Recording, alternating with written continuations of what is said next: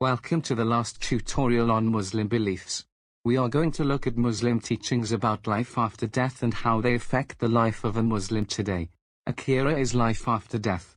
Most Muslims believe in a physical resurrection, which is why they are buried and not cremated.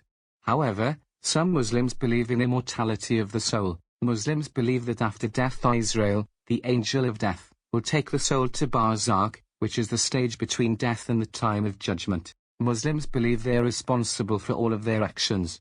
Everything is recorded by the angels on each person's shoulders, known as Kiram and Katibin, and Allah will judge Muslims based on their deeds, and then decide if they go to Jannah or Jahannam. Allah is omniscient, so knows everything that a person does in their life. On Miyad, Allah will send good people to Jannah and bad people to Jahannam. Muslims who are religious exclusivists say you have to be a Muslim to go to Jannah. Jannah, also known as heaven or paradise, is described as a beautiful place in the Quran, and is a reward for people who have done good things on earth.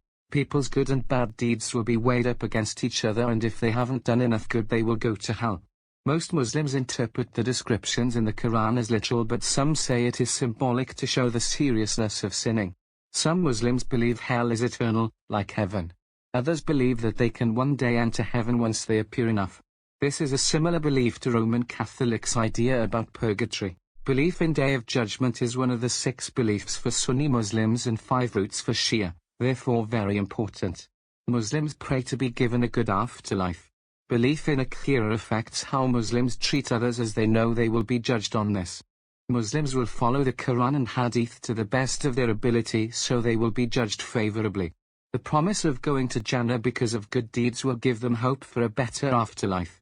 In the exam you might be asked to outline 3 Muslim beliefs about Akhirah, or to look at the similarities between Muslim beliefs about the afterlife with Christian beliefs.